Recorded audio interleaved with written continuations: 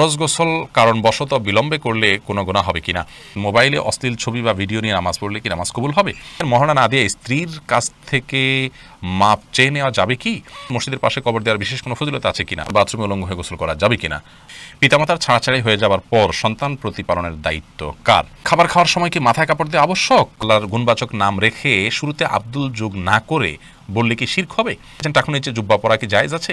মুক্তা চৌধুরী আপনি লিখেছেন মসজিদের পাশে কবর দেওয়ার বিশেষ কোনো ফজিলত আছে কিনা। বোন মুক্তা, মসজিদের পাশে কবর দিলে বিশেষ কোনো উপকারিতা আছে বলে আমার জানা নেই, বরং আমাদের কবরে, আমাদের আখেরাতে, আমাদের আলমে বারজাখে উপকারিতাটি নির্ভর করে আমাদের আমলের উপরে। আপনি যদি ভালো আমল করে যান, আপনার কবর যদি জঙ্গলেও হয়, আপনি যদি কোনো পশুর পেটেও চলে যান, আপনি যদি সমুদ্র নিমজ্জিত হয়ে যান, আল্লাহ আপনার ধ্বংসাবশেষ যেখানে থাকবে সেখানে আল্লাহ রাব্বুল আলামিন আপনার জন্য শান্তির ব্যবস্থা করবেন। আপনি জান্নাতি হিসাবে আল্লাহর কাছে নিবন্ধিত হবেন, আল্লাহর কাছে জান্নাতের মেহমান হিসাবে আপনি আপ্যায়িত হবেন।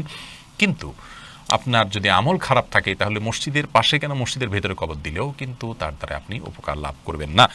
রাশেদ খান লিখেছেন মহারণা না দিয়ে স্ত্রীর কাছ থেকে মাপ চেয়ে নেওয়া যাবে কি, স্ত্রীর কাছ থেকে মহারণা না চেয়ে মাপ চেয়ে নিলে সেটা জায়েজ হবে, কিন্তু আপনি বিয়ের আগে থেকে প্ল্যান করছেন যে আমি রাতে, বাসর রাতে স্ত্রীর কাছ থেকে মাপ চেয়ে নেব, এটা তো ছোটো লোকই, এটা তো স্পষ্ট ছোটো লোকই। আপনাকে বিয়ে করতে গিয়ে বলেছিল যে আপনি মহারণা দেওয়ার ক্ষমতা না থাকে, হ্যাঁ আপনি দেওয়ার ক্ষমতা ছিল, প্ল্যান ছিল, কোনো কারণে হয়ে উঠলো না, আপনি তখন মাফ চান, একটা ব্যাপার।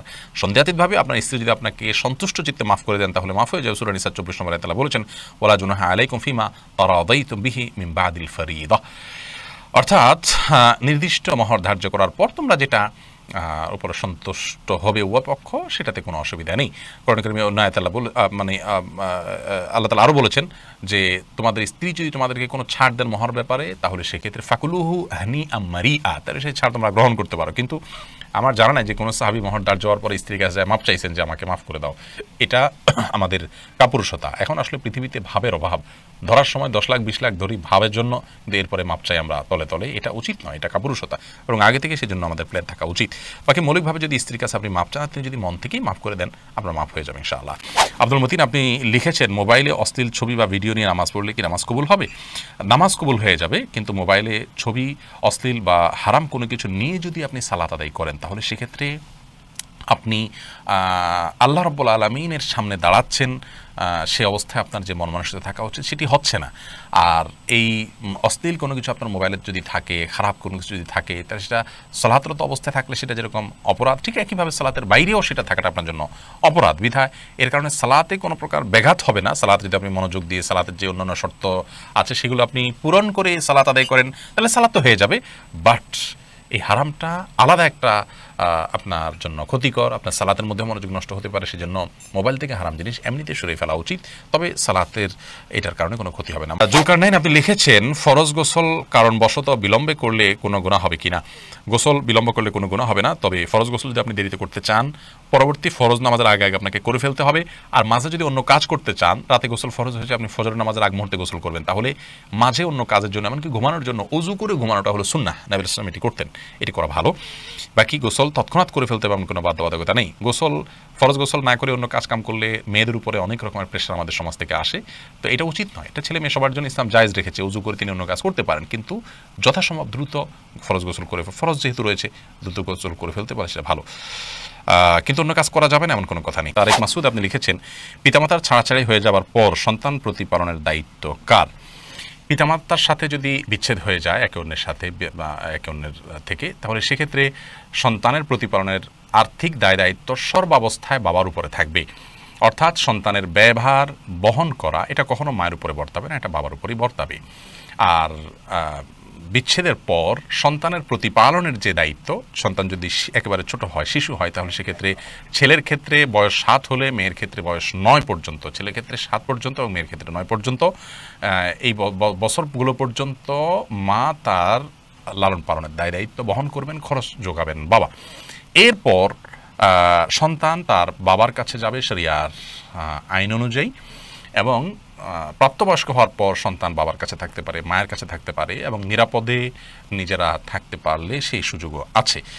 এরপর সাদিয়া বিনতে আজাদ লিখেছেন খাবার খাওয়ার সময় কি মাথায় কাপড় দেওয়া আবশ্যক। না বোন, খাবার খাওয়ার সময় আমরা মাথায় কাপড় দিতে বাধ্য নই, কারণ হাদিস আমাদেরকে এরকম কোনো নির্দেশ দেয় না যে ছেলে হোক মেয়ে হোক নারী হোক পুরুষ হোক খাবার সময় আমাদেরকে টুপি দিতে হবে। অনেকে দেখা যায় খেতে বসলে টুপিটা তালাশ করে, আমার টুপিটা দাও আমি খেতে বসবো। অনেকে মনে করেন মাথায় কাপড় দিয়ে তারপরে খেতে হয় না, এমন কোনো বাধ্যবাধকতা নেই। খাওয়ার সময় আপনার মাথা খালিও থাকতে পারে, ঢেকেও আপনি খেতে পারেন।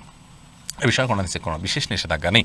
রদ্দুল মুহতারি লেখা হয়েছে যে ওয়ালা বাসা বিল আকলি মুত্তাকিয়ান ও মাকসুফার রাসি, অর্থাৎ গ্রহণযোগ্য মত অনুযায়ী উন্মুক্ত মাথায় অর্থাৎ খালি মাথায় বসে খেতে কোনো অসুবিধা নেই। খাদিজা আক্তার লিখেছেন আল্লাহর গুণবাচক নাম রেখে শুরুতে আব্দুল যোগ না করে বললে কি শিরক হবে? এটি গুরুত্বপূর্ণ একটি প্রশ্ন। আমরা অনেকে আমাদের দেশে নাম রেখে থাকি, কারোর নাম গনি তখন আমরা আব্দুল গনি নাম রাখি তো বলি এমনি গনি, অথবা কারোর নাম আব্দুর রহিম রাখি তো আমরা রহিম বলে ডাকি। তো এটা জায়েজ আছে কিনা? এর উত্তর হলো আল্লাহর গুণবাচক নামগুলোকে দুই ভাগে ভাগ করা যায়। কিছু গুণবাচক নাম আছে যেগুলোর অর্থ বান্দার ক্ষেত্রে কোনোভাবেই ফিট হবে না, যেমন রাজ্জাক মানে রিজিক দাতা, এটা আল্লাহ ছাড়া কেউ হতে পারে না। মুহয়ি জীবনদাতা, এটা আল্লাহ ছাড়া কেউ হতে পারেন না। তো আল্লাহর এরকম গুণবাচক নাম যেগুলো আছে যেগুলো বান্দার ক্ষেত্রে রূপক অর্থেও ফিট হবে না, সেই নামগুলো বলার ক্ষেত্রে আপনি আব্দুন যোগ করে না বললে গুনাহ হবে। আর যদি এমন কোনো নাম হয় যেটার অর্থ রূপক অর্থে বান্দার ক্ষেত্রে বলা যায় তাহলে সেটা আব্দুন যোগ করা আপনি বলতে পারেন। যেমন রাউফ মানে যার ভিতরে মায়া আলু, যিনি মহামায়ালু।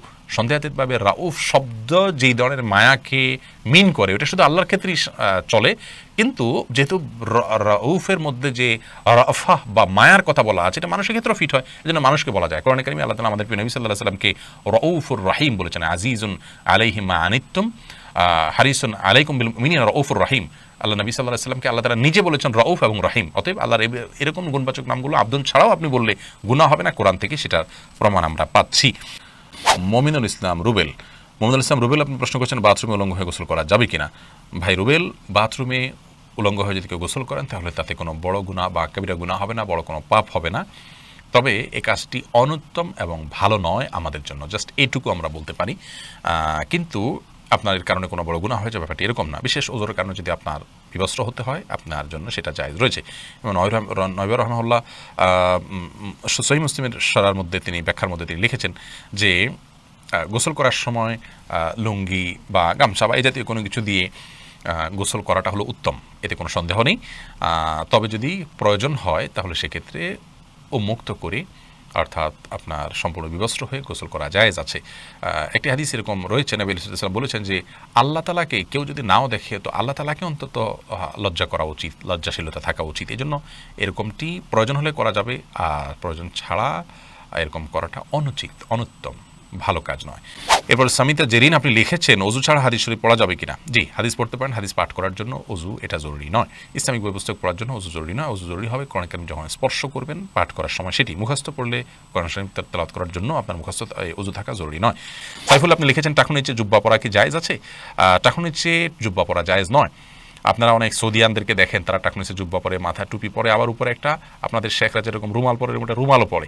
তো এটা দেখে আপনারা হয়তো মনে করেন যে এই জুব্বা পরা বোধহয় জায়েজ আছে। না ভাই, মা আসফা মিনাল কাবাইনি মিনাল ইজারি ফিন্নার, নবী ইসলামের কোনো হাদিস আছে মা আসফা মিনাল কাবাইনি ফিন্নার, উপরের দিক থেকে যে সমস্ত পোশাকগুলো যায় সেটা লুঙ্গি হোক, জুব্বা হোক, এমনকি পায়জামা যদি হয় সেটা যেগুলো উপরে পড়ার সেগুলো যদি টাকনু নিচে যায় সেটা হারাম হবে। আর যেগুলো থাকেই টাকনু থেকে নিচের অংশ যেমন মোজা সেটা জায়েজ হবে, বা মোজার সাথে যদি আপনার পায়জামা বা প্যান্ট ওরকম অ্যাটাচ থাকে, ওরকম অনেকে ডিউটি পোশাক হিসাবে থাকে, সেগুলো থাকলে সেটা জায়েজ হবে।